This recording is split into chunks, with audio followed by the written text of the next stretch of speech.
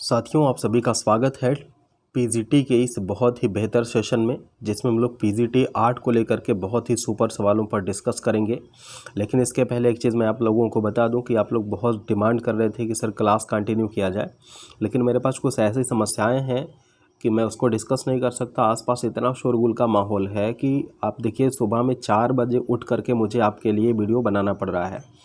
सुबह 4 बजे उठ करके मुझे वीडियो आपको बनाना पड़ा, लेकिन फिर भी शोरगुल की आवाज़ आपको आएगी ही आएगी, कुत्ते भौंकने की आवाज़ आएगी। तो थोड़ा सा इस चीज़ को आप एडजस्ट करिएगा, क्योंकि ये व्यवस्था है मेरी। आसपास एक कुत्तों का शेल्टर बन गया है ऐसे टेम्परेरी में, चूँकि बाढ़ आ चुकी है आसपास इलाहाबाद में। तो वो लोग जहाँ पे ये कुत्तों का शेल्टर था वो डूब चुका है, तो ये लोग ला करके ही मोहल्ले में रख दिए हैं। तो ये दिन भर रात भर चिल्ला रहे हैं लोग, तो बहुत ज़्यादा दिक्कत है इससे। लेकिन फिर भी ठीक है, वो पशु हैं, उनका भी हक है जीना, और वो हमारे समाज के ही हिस्से हैं, तो इसलिए उसको हम लोग इग्नोर करते हुए अपने पढ़ाई पर ध्यान देते हैं। अब मैं प्रयास करूंगा कि जैसे ही मुझे समय मिलता है मैं आपके लिए एक वीडियो ज़रूर बनाऊंगा, ठीक है। बहुत सारे विद्यार्थियों ने कमेंट किया, बहुत लोगों ने रिक्वेस्ट भी की है। तो देखिए, मेरी इच्छा खुद ही रहती है कि मैं ज़्यादा से ज़्यादा आप लोगों को वीडियो दे दूँ। तो आज के लिए आज का जो वीडियो है ये हम बेसिकली कवर करेंगे यूरोपीय इतिहास को, चूँकि आपको पता है कि जो यूरोपीय चित्रकला है इसको लेकर के कई बार आपसे सवाल पूछे गए हैं, और ज़्यादातर पीजीटी में यूरोपीय सवाल आपसे पूछे जाते हैं। तो देखिए, आप पिछला एग्ज़ाम दे करके आपको लगा होगा कि एग्ज़ाम में हम सरल क्वेश्चन करके बाहर हुए हैं, तो मैं प्रयास करूंगा कि कुछ ऐसे छोटे और महत्वपूर्ण प्रश्नों पर आज कवर करूं जो आप गलत नहीं करेंगे, ठीक है। तो चलिए शुरुआत कर लेते हैं सबसे पहले प्रश्नों की। आप लोगों से एक रिक्वेस्ट है कि आप लोग अगर आपको सेशन पसंद आता है तो प्लीज़ आप लोग कमेंट भी किया करिए, लाइक तो ज़रूर कर दिया करिए, और अगर नए हैं तो सब्सक्राइब जरूर कर दिया करिए, चूँकि सब्सक्राइब करने वालों की संख्या बहुत कम हो जा रही है। आप लोग वीडियो देखते तो हैं, 17 हज़ार मेरे वीडियो देखे गए हैं, 17 हज़ार लोग वीडियो मेरा देखे हैं। यूट्यूब पे बहुत कम ही इतना देखा गया है, लेकिन फिर भी लाइक करने वालों की संख्या कम है। अगर आपको लगता है, अगर आप देख रहे हैं तो आपका स्वार्थ पूरा हो रहा है, अगर आप लाइक और सब्सक्राइब कर रहे हैं तो मेरा भी स्वार्थ पूरा होगा। सो आप लोग ज़रूर लाइक और सब्सक्राइब कर लिया करिए। चलिए अगला प्रश्न देखते हैं। सबसे पहला प्रश्न यह है कि ऐतिहासिक काल के से पूर्व की कला का तात्पर्य है। आपको बताया गया कि ऐतिहासिक काल से पूर्व की जो कला होती है इसका तात्पर्य क्या होना चाहिए।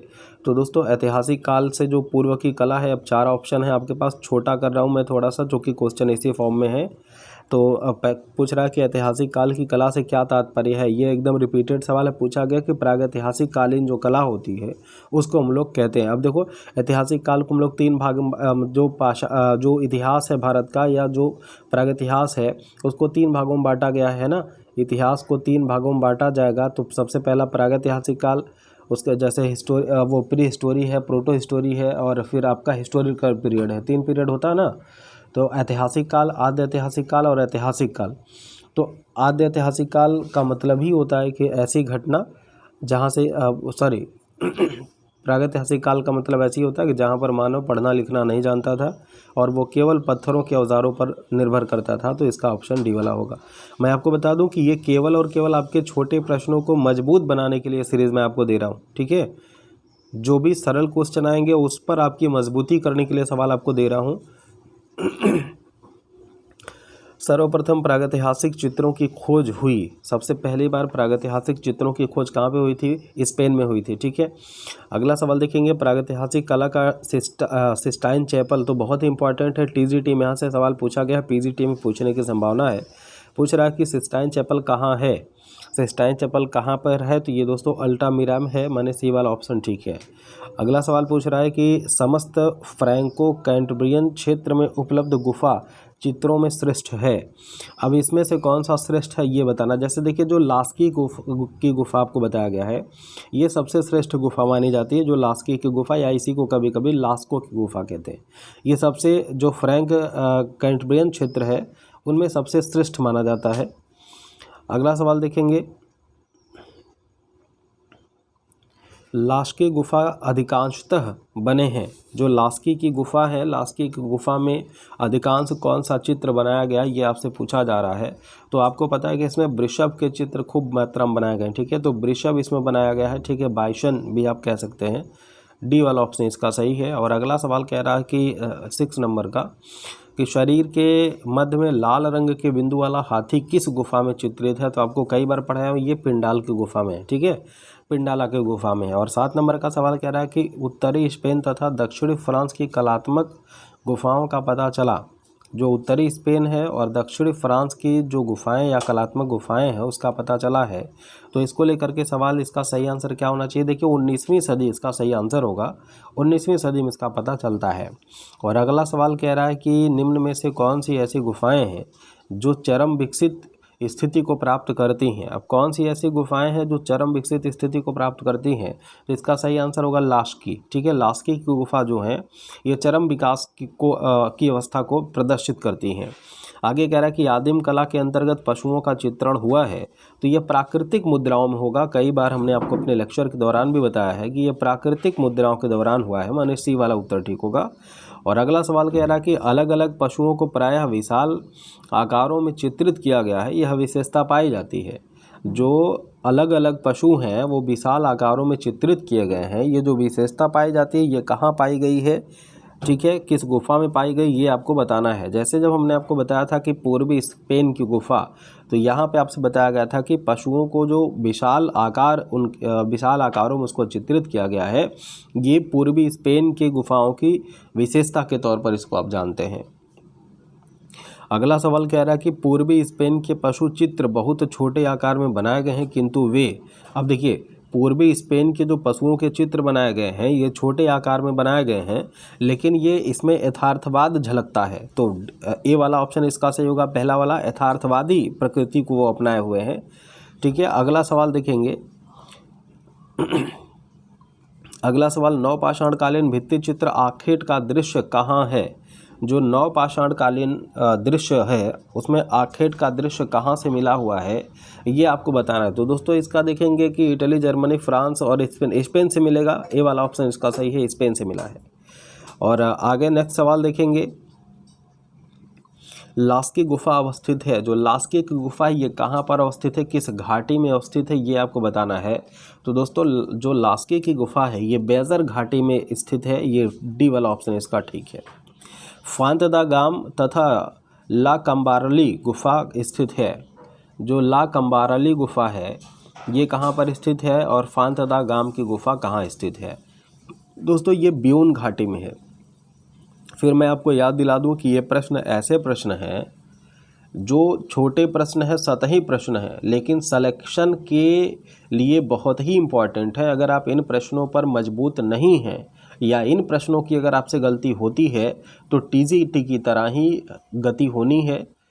सरल प्रश्न करके अगर आप बाहर होते हैं तो ये आपके लिए बहुत शर्मिंदगी की बात होती, किसी के लिए भी। और अब की बार आपने देखा है कि बहुत सारे विद्यार्थियों ने टीजीटी में यही त्रुटि की है कि सभी ने आते हुए प्रश्न को गलत किया है। तो सरल प्रश्न पर इतना अभ्यास कर लीजिए कि वो ना गलत हो। कठिन सबके लिए कठिन होता है, सरल आपका गलत ना हो, नहीं तो सिलेक्शन से एकदम बाहर आप हो सकते हैं। तो 14 नंबर का सवाल कह रहा है कि ब्यून घाटी, मतलब इसका जो आंसर होगा ब्यून घाटी होगा। और अगला सवाल पूछ रहा है कि वृषभों वाला कक्ष, अब देखिए बहुत ही इंपॉर्टेंट सवाल ये है कि वृषभों वाला कक्ष किस गुफा को कहा जाता है? तो वृषभों वाला जो कक्ष है ये आपको बताया कि लास्की की गुफा को कहा जाता है, मतलब सी वाला ऑप्शन इसका सही है। नेफरीतीति क्या है? जो नेफरीतीति है ये क्या है? अब देखिए ये एक चित्र है, ठीक है, एक चित्र है। आगे कह रहा है कि लेखन कला का सर्वप्रथम विकास हुआ। लेखन कला का सर्वप्रथम विकास हुआ, तो लेखन कला का विकास आपको दिखाई देगा मिस्र की सभ्यता से, ठीक है, तो सी वाला ऑप्शन इसका होगा। आगे कह रहा है कि किसके काल को पिरामिडों का युग कहा जाता है? अब देखिए हमने आपसे बताया था कि जोसेर और फराओ दो ऐसे लोग हैं जिन्होंने पिरामिड को निर्मित कराने की शुरुआत, जैसे फराओ था तो पिरामिड, मिस्र में पिरामिड बनाने की शुरुआत कराई थी। और उसी के बाद एक शासक हुआ जोसेर, जोसेर के शासनकाल को कहा जाता है जोसेन के शासनकाल को कहा जाता है कि इसने इतना ज़्यादा पिरामिडों का निर्माण करवाया कि इसके शासनकाल को पिरामिडों का युग ही कहा जाता है। तो इसका ऑप्शन सी वाला सही होगा। आगे कह रहा है कि विश्वविख्यात स्फिंक्स की मूर्ति कहाँ की है? जो स्फिंक्स की मूर्ति है ये कहाँ की है? तो आपको बताया था ये मिस्र की मूर्ति है, ठीक है, मिस्र की मूर्ति है, बी वाला ऑप्शन ठीक है।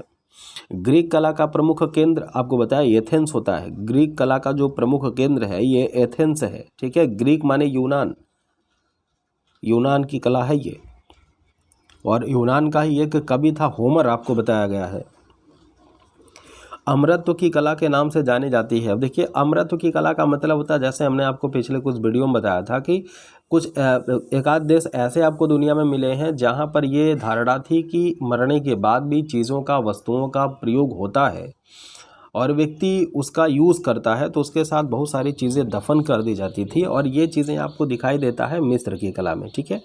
तो मिस्र की कला को अमरत्व की कला के नाम से भी जानते हैं। और 22 का जो ऑप्शन है वो कह रहा है कि 21 का तो मिस्र हो गया, ठीक है।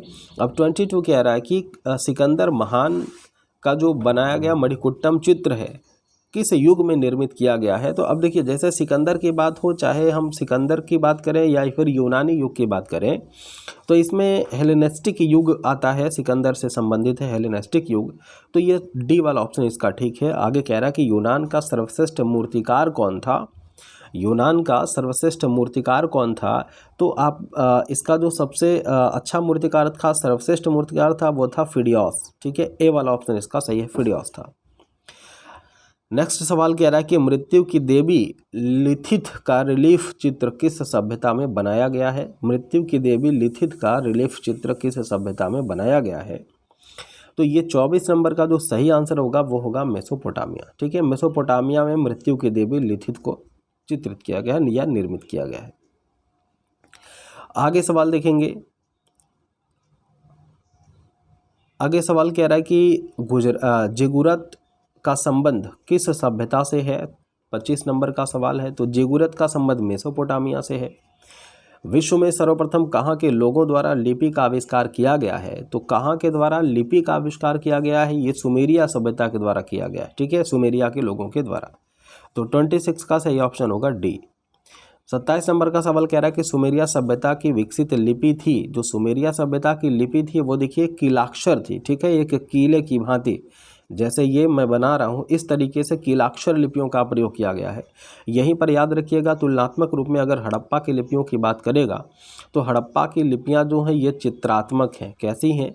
हड़प्पा की लिपि चित्रात्मक है, या इसी को आप भाव चित्रात्मक कहते हैं। कैसा कहते हैं?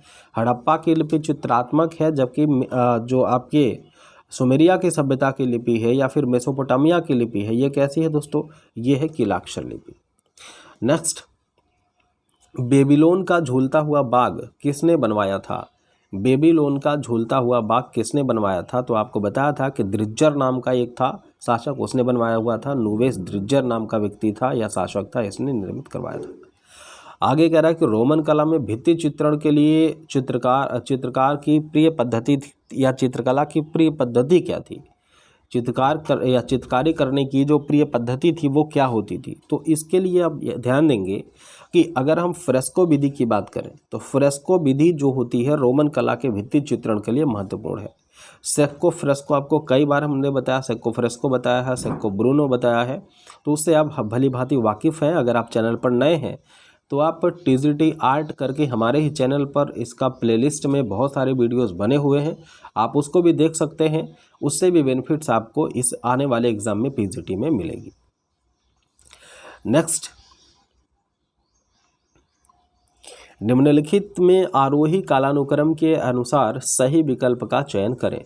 अब इनमें से सही विकल्प कौन सा होगा ये आपको चयन करना है। गोथिक कला, रोमन कला, बेजेंटाइन कला। आरोही कला की बात करा, देखिए आरोही कालानुक्रम की बात करा कि सबसे पहले सबसे बाद में, इस तरीके से आपको कालक्रम के अनुसार से सेट करना है। तो एक चीज़ ध्यान दीजिएगा कि इस पर समय ना गंवाते हुए ध्यान दीजिएगा कि इनमें से कोई ऐसा नहीं है जो सही है। डी वाला ऑप्शन इसका सही है। आगे चलेंगे। गोथिक कला मुख्यतः शैली है, जो गोथिक कला है ये मुख्यतः शैली है किसकी? तो ये स्थापत्य कला से संबंधित है, ये आपको जानना है। गोथिक कला वस्तुतः क्या है? एक स्थापत्य कला का एग्जाम्पल है। आगे, बेजेंटाइन कला का अंतिम प्रसिद्ध चित्रकार था। जो बेजेंटाइन कला है इसका अंतिम चित्रकार कौन था? तो एलेग्रेके था। बेजेंटाइन कला का अंतिम चित्रकार एलेग्रेके था। और गोथिक युग का वह चित्रकार जिसके चित्रों में पुनर्जागरण काल के चित्रकला के लक्षण दिखाई देते हैं।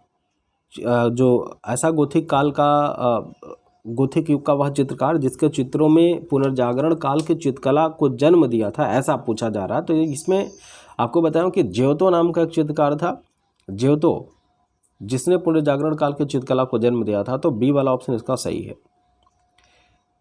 आगे देखेंगे कि पूजा गृहों की वेदिका पर रखने हेतु लकड़ी के फलकों पर चित्रांकन किया जाता था, तो इन्हें क्या कहा जाता था।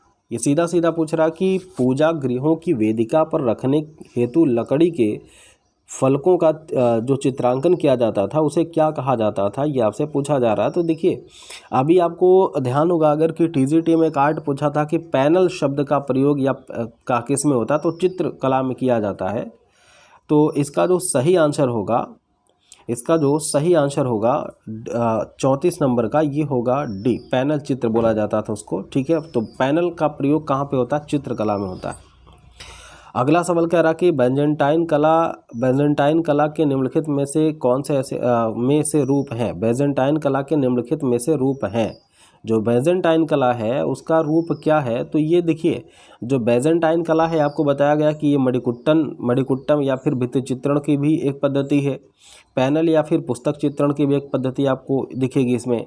लघु चित्रित या फिर टेपस्ट्री की भी दिखेगी इसमें। तो इसका मतलब है कि तीनों सही है, तो इसका चौथा ऑप्शन ठीक हो जाएगा, डी वाला, सभी सही हैं।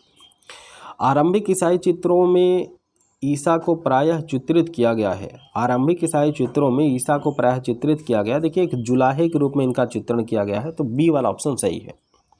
इसका कौन सा ऑप्शन सही है, बी वाला ऑप्शन सही है। और आगे देखेंगे नेक्स्ट सवाल कह रहा है, आगे देखेंगे नेक्स्ट सवाल पूछ रहा है, ध्यान दीजिएगा कि प्रायः प्राचीन कथा कहानियों को ही नवीन विश्वासों और अर्थों के परिप्रेक्ष्य में अंकित किया गया है। ये किस कला की बात कर रहा है, तो जो आरंभिक ईसाई कला होती है उसमें ये सारी खूबियाँ आपको दिखाई देंगी कि जो नवीन विश्वास और उसके अर्थ के परिप्रेक्ष्य में जो चित्रण या कहानियों का अंकन किया गया है वो आरंभिक ईसाई कला में किया गया है। आरंभिक ईसाई चित्रकला के उदाहरण कहाँ से प्राप्त होते हैं, तो ज़मीन के नीचे जो बने अवतंब हैं वहाँ पर आपको इसको दिखाई देगा। तो 38 नंबर का जो क्वेश्चन है, 38 नंबर का, वो बी वाला ऑप्शन इसका सही होगा, ज़मीन के नीचे जो बने अवतंबों में। रोमन कला का प्रधानतः फली फूली, रोमन कला जो है ये प्रधानतः कहाँ कब फली फूली, मतलब इसका जो समय था रोमन कला का, ये आपसे पूछा जा रहा है कि रोमन कला का जो टाइम पीरियड था वो क्या था। रोमन कला दोस्तों वास्तव में 11वीं या 12वीं सदी में इसका विकास और इसका जो फल फूल या इसका फलन और पोषण दिखाई देता है वो 11वीं से 12वीं सदी में दिखाई देता है। रोमनस्क कला की चरम रणनीति आगे चलकर प्रसिद्ध हुई। तो 40 नंबर का जो सही आंसर क्या होगा, तो वो गोथिक रूप में होगा। और जो रोमन कला है, ये रोमन कला के जो आगे चल के जो इसका विकास हुआ, जो इसकी परिणति हुई, वो आगे चल के किस रूप में हुई, तो ये गोथिक रूप में हुई है। तो 40 नंबर का सवाल इसका सही है। आगे रंगीन कांच की चित्रकला, ध्यान दीजिएगा कि रंगीन कांच की चित्रण पद्धति कौन सी है, जो रंगीन कांच की चित्रण पद्धति है वो कौन सी है। देखिए हमने आपको बताया था कि जो खिड़कियों पर जो जैसे ईसाई गृह होते थे उनके खिड़कियों पर मणिकुट्टम का प्रयोग किया जाता था, या फिर उसको रंगीन कांच से और सारी चीज़ों से उसको सजाया जाता था। तो इसी को मोजाइक कह लीजिए या फिर मणिकुट्टम कह लीजिए, डी वाला ऑप्शन इसका सही है। फ्लोरेंस के महान कलाकारों में ज्योतो था। अब जो फ्लोरेंस के महान कलाकार हुए उनमें से ज्योतो का सबसे पहला स्थान आता है, माने ए वाला ऑप्शन ठीक है। और आगे कह रहा कि 15वीं शताब्दी में फ्लोरेंस माने इटली की कला का सूत्रपात किसने किया, तो ज्योतो ने किया। इसी प्रश्न का दूसरा सुधरा हुआ रूप आपको दिखाई देगा। 44 ध्यान दीजिएगा कि कला के विज्ञान का सम्राट कहकर किसकी प्रशंसा की गई है, तो कला के सम्राट कहकर के पाओलो उच्चेलो की प्रशंसा की गई है, ये वाला ऑप्शन ठीक है, पहला वाला। और आगे कह रहा कि इटली के पुनर्जागरण काल में पैनल चित्रकार के रूप में प्रसिद्ध चित्रकार है। अब देखिए बहुत ही इंपॉर्टेंट सवाल है, इसको ध्यान दीजिएगा कि पैनल चित्रकार के तौर पर किसको जाना जाता है, तो पैनल चित्रकार के तौर पर सांद्रो बेत्तुचेल्ली को जाना जाता है। तो ऑप्शन इसमें सी होगा, माने ये सांद्रो वित्तोचेल्ली, ठीक है। और अगला सवाल पूछ रहा कि इनमें से किस चित्रकार को परिप्रेक्ष्य का आविष्कारकर्ता माना जाता है। परिप्रेक्ष्य, आप ध्यान दीजिएगा कि जब आप कला के टेक्निकल वर्ड्स को पढ़ेंगे तो परिप्रेक्ष्य इसमें बहुत ही महत्वपूर्ण होता है। परिप्रेक्ष्य का प्रयोग सबसे पहली बार किसने किया था, या उसका जो प्रयोग करता है या आविष्कार करता है ये कौन था, ये आपसे पूछा जा रहा है। तो 46 का जो सही आंसर होगा दोस्तों वो होगा पाओलो इच्चोलो, ठीक है, पाओलो इच्चोलो। नेक्स्ट सवाल है 47 का, इनमें से किस चित्रकार ने चित्रकला को महिलाओं एवं खच्चर योग्य कार्य बताया है। जो चित्रकला है वो महिलाओं और खच्चर के योग्य है, ये कौन सा चित्रकार है जो इसको बताया हुआ है। तो इसका जो सही आंसर होगा 47 का ये होगा दोस्तों माइकल एंजेलो, ठीक है। कौन होगा, माइकल एंजेलो। तो डी वाला ऑप्शन होगा इसका सही। आगे वह कौन था जिसने फ्लोरेंस की युवतियों के सिर के जोड़े को, और क्वेश्चन थोड़ा सा मिस टाइप लग रहा है, इसको छोड़ देते हैं। अगला सवाल ध्यान दीजिएगा, यूरोपीय चित्रकला में कौन सा कलाकार डिवाइन पेंटर के नाम से जानते हैं। किसको डिवाइन पेंटर के नाम से जाना जाता है। तो रैफेल संजियो को जाना जाता है डिवाइन पेंटर के नाम से। अगला सवाल पूछ रहा है कि माइकल एंजेलो द्वारा रचित पिएटा में किस रस की उत्पत्ति हुई। अब देखिए माइकल एंजेलो ने दो मूर्तियाँ, एक तो डेविड की मूर्ति बनाई थी, दूसरा पिएटा की मूर्ति बनाई थी। इनमें से पूछ रहा है कि पिएटा की मूर्ति में कौन से रस की उत्पत्ति होती है। तो ये होता है करुण रस की, ठीक है। आगे कह रहा है कि रफाल की कृति सैनिक का स्वप्न कहाँ पर संग्रहित है। जो सैनिक का स्वप्न है रफाल ने जो चित्रण किया है ये कहाँ पर है। तो नेशनल गैलरी लंदन में इसको संग्रहित किया गया है। जब लियोनार्डो दा विंची की आयु 48 वर्ष थी उस समय माइकल एंजेलो की आयु 25 वर्ष थी। उस समय रैफेल की आयु क्या थी। अब देखिए अगर आप तीनों की डेट को याद रखे हैं, तीनों के जन्म दिवस को याद रखे हैं, तब आप इसका उत्तर कर पाएंगे, है ना। पूछ रहा कि रफाल की उस समय आयु क्या थी। दोस्तों रफाल की आयु उस समय 17 वर्ष थी। कितनी थी, 17 वर्ष थी। और अगला सवाल पूछ रहा कि पुनरुत्थान काल की कला की जो चरमोन्नति हुई वो किस हुई है, कब हुई है, ऐसा कुछ आपसे पूछा जा रहा है। तो ये वास्तव में आप देखेंगे कि जो वेनिस के वर्ण प्रधान चित्र होते हैं वहीं पर आपको पुनरुत्थान काल की कला का चरमोत्कर्ष आपको दिखाई देगा। तो मैंने ये वाला ऑप्शन पहला वाला इसका सही है। आगे सवाल बता रहा है कि आदम तथा हव्वा का जो स्वर्ग से निष्कासन का चित्र है ये किसने चित्रित किया है। आदम और हव्वा का स्वर्ग से निष्कासन, इसका चित्रण किसने किया। तो मसाचियो ने किया हुआ है, ए वाला ऑप्शन ठीक है। आगे कह रहा है कि रफाल द्वारा चित्रित किस चित्र पर विंची के चित्र मोनालिसा का प्रभाव दृष्टिगोचर होता है। तो एक चित्र आप अगर रफाल के बारे में जानते हैं तो इसका एक बहुत ही प्रसिद्ध चित्र रहा है घूंघट वाली स्त्री या घूंघट वाली महिला। कहा जाता है कि ये मोनालिसा की फूहड़ नकल है, मोनालिसा की फूहड़ नकल है, मोनालिसा का जो चित्र होता है।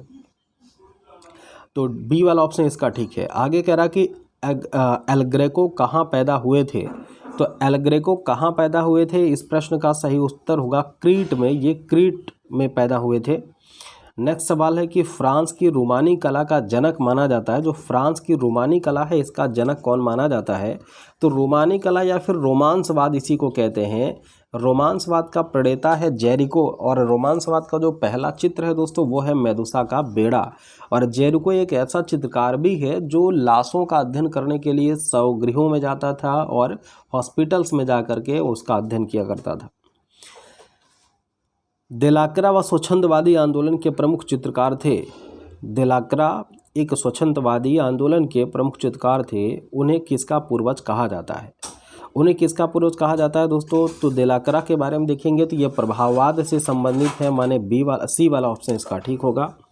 आगे कह रहा है कि निम्न में दोमियों की रचना है। अब देखिए तीसरी श्रेणी का जो डब्बा है ये दोमियों का बहुत ही प्रसिद्ध रचना है, आपको कई बार बताया गया है। और नेक्स्ट सवाल पूछ रहा है कि अगला सवाल ये है कि लोकप्रिय यथार्थवाद के नाम से 1555-60 ईस्वी के आसपास एक नवीन कला आंदोलन का सूत्रपात हुआ है। ये इसको आप देखेंगे तो इसका जो होता है जैसे पॉप कला की अगर हम बात करते हैं तो पॉप कला होगा, ठीक है। तो बस आज के लिए इतना ही। 60 क्वेश्चंस को आप देखेंगे। नेक्स्ट जैसे ही हमें शांति का माहौल मिलता है मैं वीडियो क्रिएट करने का प्रयास करूंगा दोस्तों। अगर आप चैनल पर नए हैं तो प्लीज़ आप चैनल को सब्सक्राइब कर लीजिएगा और बेल आइकन प्रेस कर लीजिएगा। अगर आप हमें सपोर्ट करना चाहते हैं तो बिना स्किप किया पूरा ऐड देखते ही आप अपने वीडियो को पढ़िएगा। ठीक है, थैंक यू, जय हिंद। मिलते हैं हम लोग नेक्स्ट वीडियो में।